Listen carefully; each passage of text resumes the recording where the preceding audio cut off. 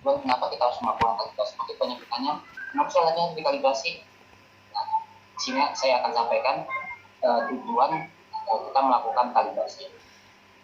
Izin saya share screen.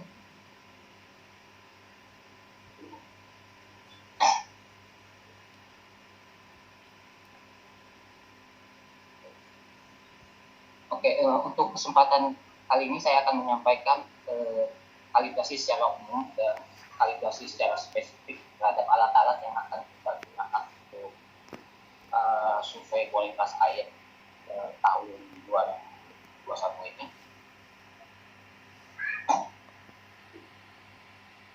Nah, ini yang akan kita kalibrasi peralatannya itu ada fotometer, ada kalibrasi pH meter, ada kalibrasi TDS meter.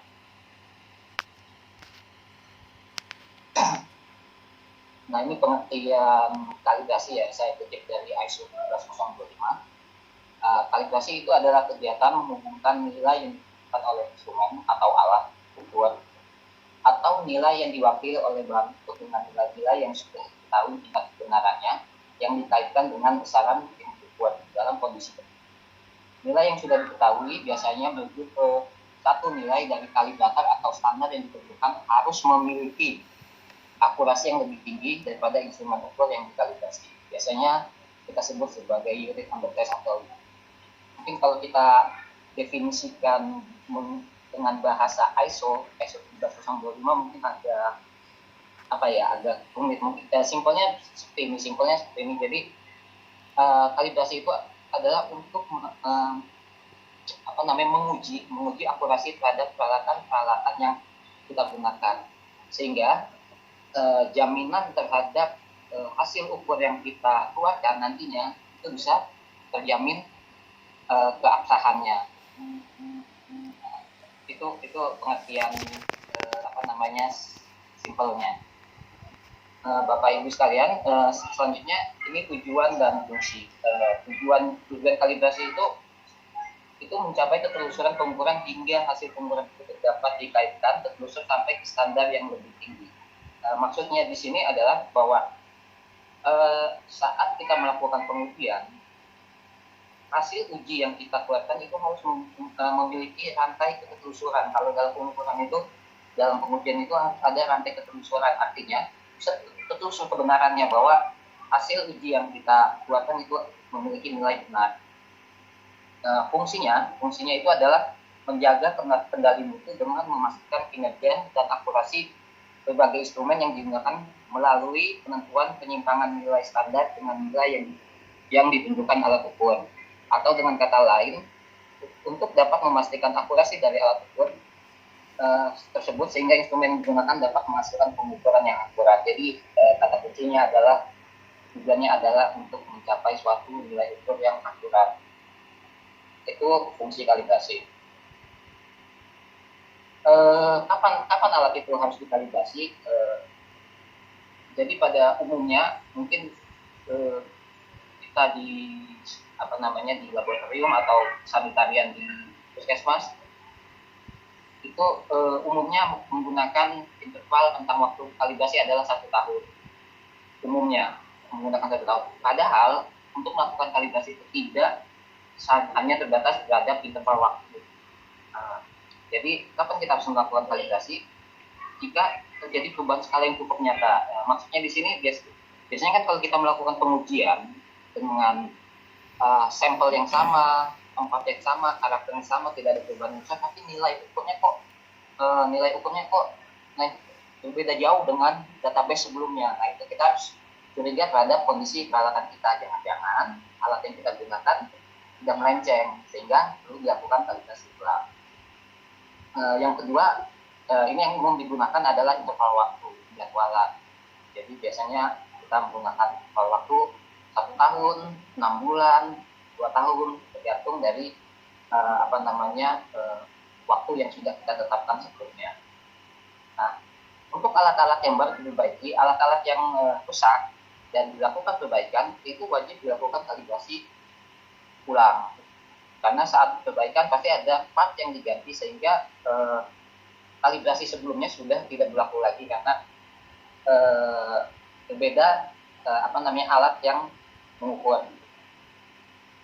Nah, untuk khusus alat kimia analitik, tentu yang posisinya diubah atau dipindahkan itu wajib dikalibrasi ulang, tapi dikecualikan untuk alat-alat yang portable, misalnya di lapangan. Nah, untuk alat-alat yang kita gunakan untuk survei ini adalah alat-alat portable. Fotometernya, pH meter, TDS meter itu portable, jadi kalau dia dipindahkan dari suatu tempat itu tidak perlu lagi dikalibrasi. Nah, ini lebih teknis ya, ini bagaimana cara melakukan kalibrasi fotometer. Di alat-alat yang ada di PKM dinas itu rata-rata alatnya JE 2000, rata-rata JE 2000, tapi tidak terlepas ada alat-alat selain JE 2000, tapi secara pengerjaan dia sama. Ini mungkin tidak saya jelaskan secara detail di sini, nanti ada sesi khusus untuk pelatihan bagaimana melakukan kalibrasi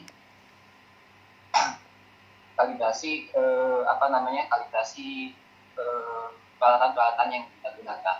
Nah, untuk kalibrasi fotometer itu nanti dilakukan oleh BPTKLPP seluruh Indonesia dan tidak dilakukan oleh sanitarian di puskesmas. Untuk fotometer, khusus untuk fotometer itu dilakukan oleh BPTKLPP Jakarta. Nah, sedangkan untuk kalibrasi pH meter nanti dilakukan oleh sanitarian, tapi nanti ada perbedaan metodenya. Ini metode yang digunakan untuk BPTKLPP karena saat kami melakukan kalibrasi alat-alat Bapak Ibu yang rencananya akan dilaksanakan awal Oktober, minggu pertama Oktober, itu kita melakukan kalibrasi pada seluruh rentang ukur pH meter, baik pH 4, pH 7, dan pH 10. Tetapi untuk pengerjaan nanti di lapangan, Bapak Ibu cukup melakukan kalibrasi terhadap pH meter berdasarkan karakteristik sampel Bapak Ibu. Misalnya karakteristik pH di tempat Bapak Ibu, pH-nya cenderung asam, maka Bapak Ibu kalibrasi cukup di pH 4. Sebaliknya jika karakteristiknya air di wilayah Bapak Ibu adalah lebih cenderung basah, mendekati ke arah di atas 7, maka Bapak Ibu melakukan kalibrasi menggunakan pH 10.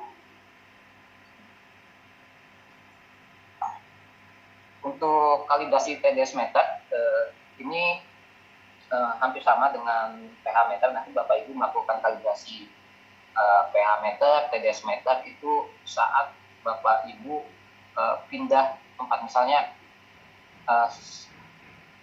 ini Bapak Ibu ada 10 rumah tangga, jadi Bapak Ibu melakukan kalibrasi saat Bapak Ibu pindah ke rumah tangga berikutnya.